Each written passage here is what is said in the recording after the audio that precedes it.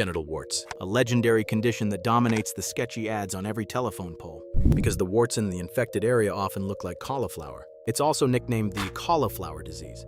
The culprit behind it is the now infamous HPV. 85% of sexually active people, at some point in their lives, will inevitably cross paths with it. Its nickname on the streets is the Human Papillomavirus. If you're lucky, an infection might lead to common warts, filiform warts, flat warts, or genital warts, and other skin lesions. Those little fleshy bumps you've seen on the skin, there's a good chance that's a wart. But if you're unlucky, it could lead to cervical cancer, vaginal cancer, anal cancer or pharyngeal cancer or penile cancer, basically malignant tumors. Oscar-winning actor Michael Douglas famously revealed that he developed throat cancer from an HPV infection. According to the World Health Organization, over 300 million people worldwide are infected with HPV. More than 99% of all cervical cancers are linked to HPV infection. And 90% of anal cancers are also closely tied to HPV. So this makes us wonder, why is HPV so inseparable from warts? And why does it have this lingering, complicated relationship with cancer? What's the connection between a wart and a tumor? And how can we prevent, treat, and identify them? In this episode, let's dive deep into the truth about HPV. I promise it's going to be an eye-opener. First, let's be clear, HPV isn't one single virus, but an entire family of them. As of now, we know of over 200 subtypes. Some types of HPV aren't deadly, but they are nasty.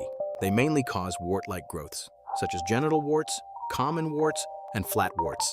These are known as the low-risk types. On the other hand, high-risk HPV can cause malignant lesions like cervical cancer, penile cancer, and anal cancer. These include HPV types 16, 18, 31, 33, and so on. Of these, 70% of cervical cancers are linked to type 16 and 18. With such a huge family of viruses, it's no wonder that sexually active people can easily fall prey to HPV. However, you absolutely shouldn't equate an HPV infection with an STD.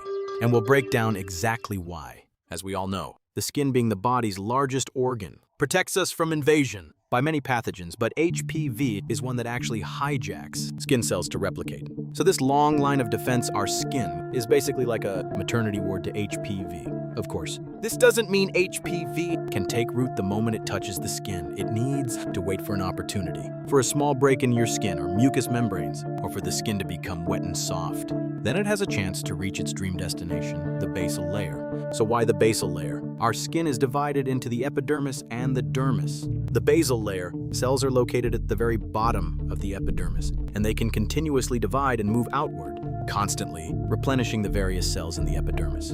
And what HPV is after is precisely this replication function of the basal cells. Once it reaches the basal layer, HPV can release specific viral genes to control them, turning the basal cells into emotionless reproductive machines. Large numbers of infected cells replicate uncontrollably, and as they move towards the skin's surface, they gradually accumulate, forming the warts we can see with the naked eye.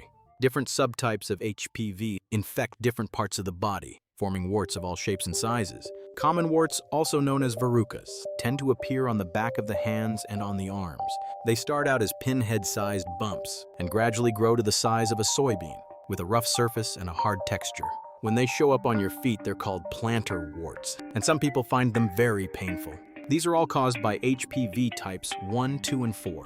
Filiform warts tend to pop up on the eyelids, neck, and chin. They look like single, soft, thread-like projections, with a keratinized tip like a tiny inverted nail.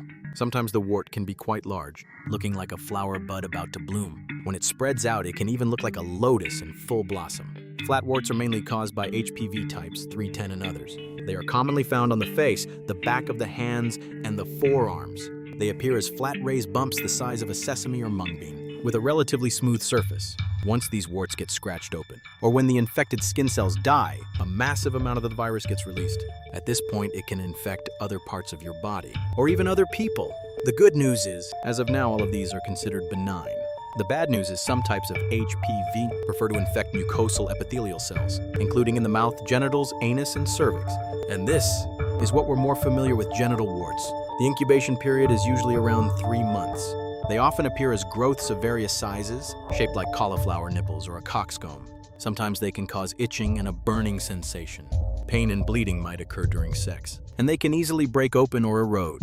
The good news is that 90% of genital warts are linked to HPV type 6 and 11. which are the low-risk types. Most likely they won't progress beyond just being warts. The bad news is if you're infected with a high-risk type of HPV, like type 16 or 18, your epithelial cells are at risk of becoming cancerous. It could, within 10 to 20 years, break through the epithelial basement membrane and invade other tissues, transforming into cervical cancer, vaginal cancer, penile cancer, anal cancer, or oral cancer, and other malignant tumors. So is there any way to prevent this? Yes, the key to preventing HPV is to cut off its transmission routes. The most common route is the one we're all familiar with: sexual transmission during sex. If there are any sores on the mucous membranes, or if things get a bit too rough, causing skin damage, it can create an opening for HPV to sneak in. If either partner carries HPV, a single, unprotected encounter has an infection rate of 40 to 60%. So use a condom, and use a condom. Also try not to get too adventurous. Exploring new territories or going off the beaten path will increase the probability of infection. Also, don't frequently change sexual partners or visit sex workers, because more partners means much higher risk. Besides, many people with HPV are either in the incubation period or asymptomatic, so you can't tell if someone has it just by looking at them. Second, get vaccinated. I'm sure you've all heard of this. The HPV vaccine is the only vaccine in the world that can effectively prevent cervical cancer. At one point, it was nearly impossible to get a shot. Let's quickly cover 3 key points. First, the so-called 2-valent, 4-valent, and 9-valent vaccines refer to the number of HPV types they protect against. The higher the number, the more HPV subtypes it can prevent, but they all cover the high-risk types, 16 and 18, which are linked to cervical cancer. Second, guys can get it too. Just because the HPV vaccine can prevent cervical cancer, don't label it as something exclusive to women, because at its core, it's about preventing infection from specific types of HPV. When guys get the vaccine, it can to a certain extent help prevent HPV-related genital warts and related cancers like penile and anal cancer. It's also a way to protect your partner. That's why vaccination is also recommended for men. Having a long foreskin increases the risk of infection and recurrence. Third, get it early.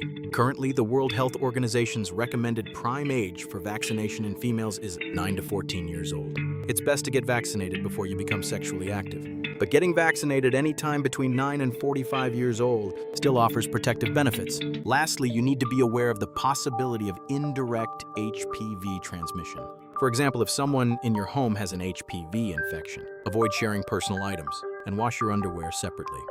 Another example, those small private clinics advertised on utility poles might have issues with contaminated gynecological equipment like colposcopes. So for any gynecological issues or andrological problems, it's best to go to a proper legitimate hospital.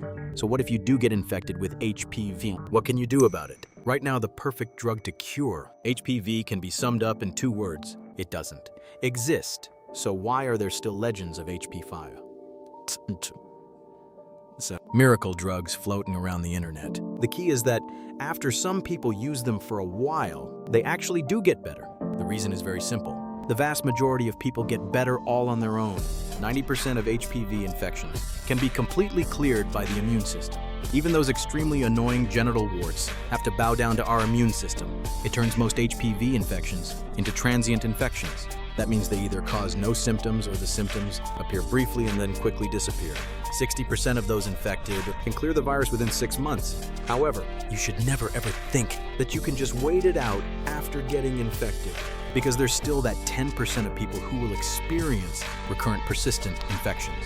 Some people will develop warts. If this happens, it's best to go to the hospital to have them removed as soon as possible. That's because warts are contagious.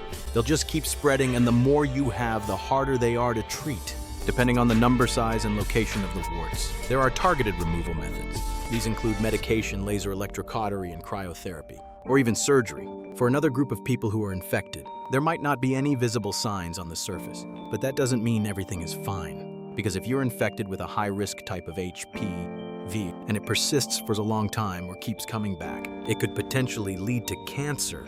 Over 99% of cervical cancers are closely related to HPV infection. In the year 2022 alone, there were nearly 150,000 new cases of cervical cancer in my country, and sadly, nearly 60,000 deaths. So if you're a woman and you experience increased vaginal discharge with an unusual odor, bleeding during intercourse, or pain, it's recommended to see a doctor as soon as you can.